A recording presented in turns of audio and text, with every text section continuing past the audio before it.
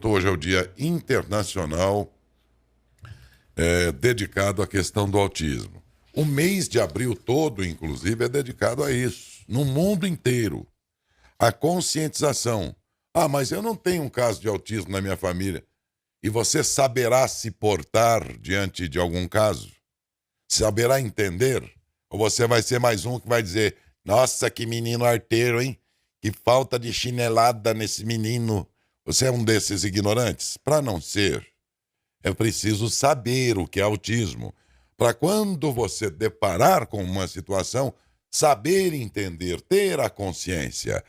E saber também, no seu entorno aqui em Matão, que se faz aqui, que não se faz em boa parte desse Brasil de meu Deus. Prefeituras pouco preocupadas com o número que aumentou demais de autismo nos seus municípios. Não é diferente.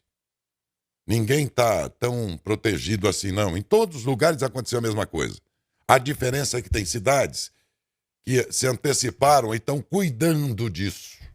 Nesse aspecto, um parabéns a Matão, que criou uma instituição exatamente para cuidar disso, que é o CATEAMA. Prefeitura, dentro desse Dia Mundial, que é hoje, de conscientização do autismo, fala dessa conquista, o quanto está sendo importante. Pergunte aos pais, pergunte à pai, que também está dentro desse atendimento aqui em Matão, da importância que Matão tem quando se fala em cuidar desta situação e também de conscientizar, que é o que vamos fazer no dia de hoje, nessa entrevista, inclusive, pelo link aí do Beto Garcia com o gestor de educação especial do CATEAMA e também com a fonoaudióloga Maria Emília Moraes. Ok, Décio, mais uma vez, bom dia a todos. Falamos ao vivo aqui do Centrinho para falar desse assunto muito importante. Em Matão, há algum tempo atrás, um grupo de mães se reuniu, né, e cobrava dos poderes, né, que algo a mais teria que ser feito para o autista aqui em Matão. E isso está acontecendo. Nós temos o Centrinho, que é uma referência em atendimento, temos também o CATEAMA, a APAI, todos referências regionais no atendimento, principalmente no autismo, que não é uma doença tão recente, né? Mas é uma doença que de pouco tempo para cá vem sendo estudada com mais propriedades. Nós estamos aqui com a Maria Emília, ela é fonoaudióloga, a gente vai bater um papo com ela. Maria Emília, Matão tem progredido muito, né, no atendimento ao autismo, né, principalmente crianças, porque é difícil ser detectado um autismo se não tiver uma ajuda profissional, né? Bom dia. Bom dia, Daércio, bom dia a todos os ouvintes. Exatamente, Beto. Eu entendo que Matão tem progredido, tem buscado aumentar essa gama de atendimento, né? O autismo é um transtorno do desenvolvimento, do neurodesenvolvimento, que acomete milhares de pessoas no mundo todo, né? Esse número tem aumentado significativamente nos últimos tempos. Eu acredito que os números sempre foram altos, né? Mas hoje eu observo as pessoas com mais acesso ao diagnóstico, porque estão mais informadas sobre o assunto. Então, isso faz com que esse número aumente. O diagnóstico é a primeira fase que se deve acompanhar, né? A busca de um profissional. Porque não... eu acho isso, eu acho aquilo. Quem tem que achar, quem tem que confirmar é o profissional. Exatamente. O diagnóstico, é claro que é de suma importância. Ele é um direito do paciente, mas independente, diagnóstico ou não, o paciente precisa ter acesso aos procedimentos. Vou dizer que o diagnóstico é construção. Ele não pode ser dado do dia para a noite, numa consulta em que você vai e tem autismo. Não é isso. Quando o profissional ele entra num quadro, né, atende um paciente, tem muita coisa envolvida. Então, a gente precisa, eu costumo dizer que a gente precisa limpar esse quadro antes de qualquer coisa, né, para a gente ter um diagnóstico claro e preciso. A gente tem acompanhado muitas crianças, né, e até jovens e adultos com autismo que se sobressaem, por exemplo, na escola, são muito inteligentes, né? Existem vários graus de autismo. Exato, existem vários graus de autismo, né? A grande maioria não apresenta esse perfil que você está apontando, né? Muitos precisam aí de um apoio mais especializado. Hoje tem se falado muito na questão do diagnóstico tardio, né, Luiz Fernando, adultos, até artistas trazendo a questão do diagnóstico, né? Então tem surgido bastante mesmo. Eu fico um pouco na dúvida em relação a isso, muito, pé atrás. Muito particularmente, claro, porque eu fico muito assim, pensando na questão do diagnóstico mesmo, como esse diagnóstico foi dado, como chegou-se nisso, né? Então, isso me deixa um pouquinho com a pulga atrás da orelha mesmo. O Brasil é um país, né? Não só o Brasil, né? O mundo todo hoje vem muito com o modismo, né? Ele eu também quero ser, né? Então é isso que precisa ser muito bem olhado. Exatamente. Eu lembro uma época que falavam do Messi, né? Que o Messi tinha o autismo. Eu tenho dúvida em relação a isso, porque é um jogador que tem uma habilidade física e uma coordenação motora extremamente precisa.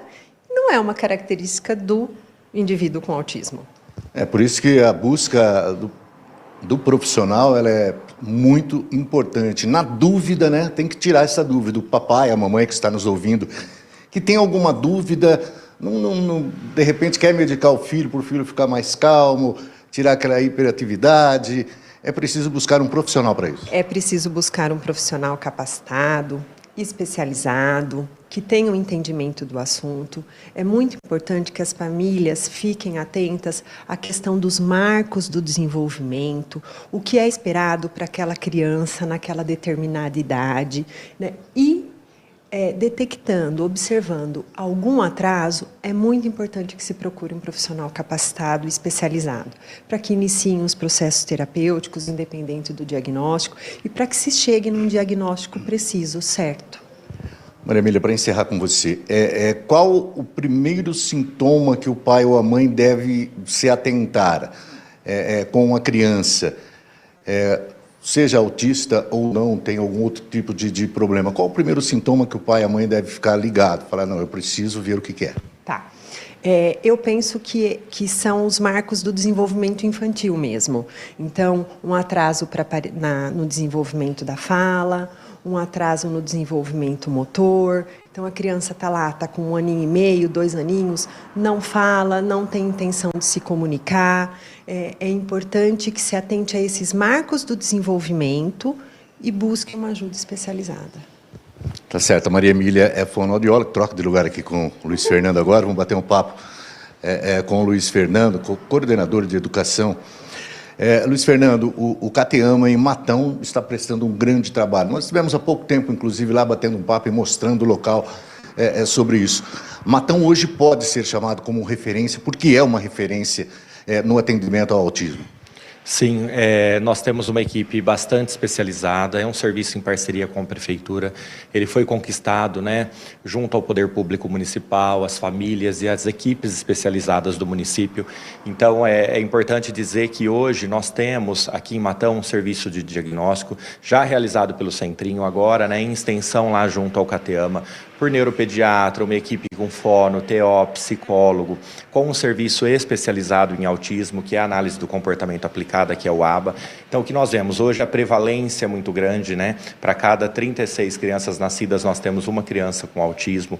Então, o serviço certamente tem que acompanhar essa demanda que vem crescendo. Nós estamos avançando e hoje, por exemplo, um dia como, né, o 2 de abril, onde a gente fala que é o dia de conscientização, né, mundial do autismo, porque é para levar informação, para que as pessoas estejam cada vez mais conscientes, né, e mais informadas, para o quanto antes ter acesso aos tratamentos. A gente não comemora esse dia, mas a gente conscientiza. É bastante importante dizer que o autismo é um transtorno do neurodesenvolvimento. As pessoas com autismo, elas são beneficiadas pela Lei Brasileira de Inclusão.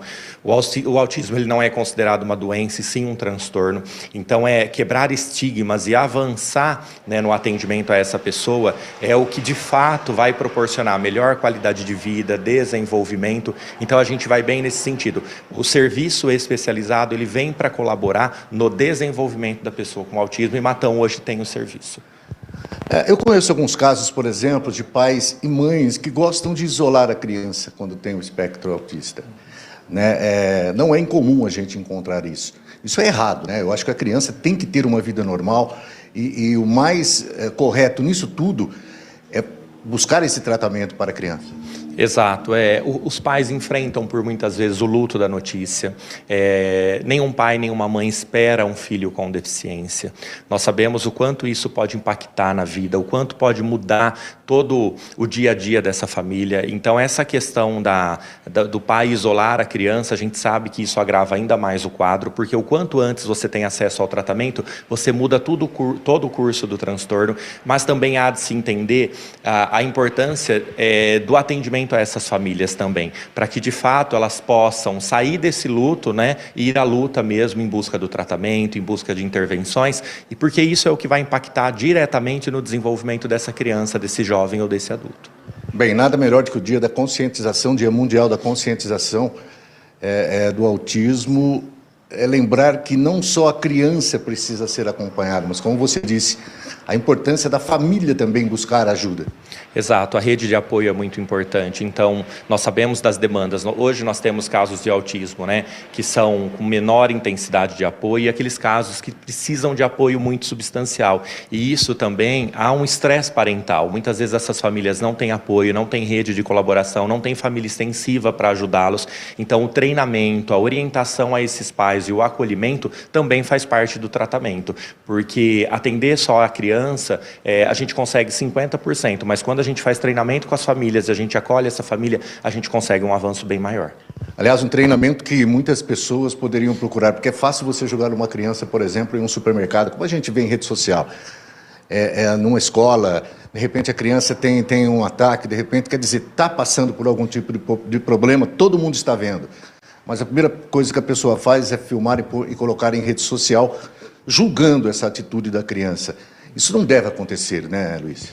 A deficiência, ela é cerceada por estigmas e preconceitos, tabus. É comum pessoas com autismo apresentarem em virtude, né, o autismo, uma das áreas que ele afeta são as questões sensoriais. Então, por exemplo, num ambiente com muita gente, pode acontecer crises comportamentais, sim, na pessoa com autismo, na criança com autismo. Então, quando você fala disso, é comum a gente identificar crises comportamentais. E muitas vezes, quando a gente leva a informação, é dessa maneira que a gente aprende ensina a sociedade, né, de fato a lidar com essas manifestações comportamentais da pessoa com autismo, porque o que a gente tem que fazer? Compreender e ir para o auxílio ao invés de um julgamento, porque o estigma ele ainda é muito presente na vida de toda e qualquer pessoa com deficiência.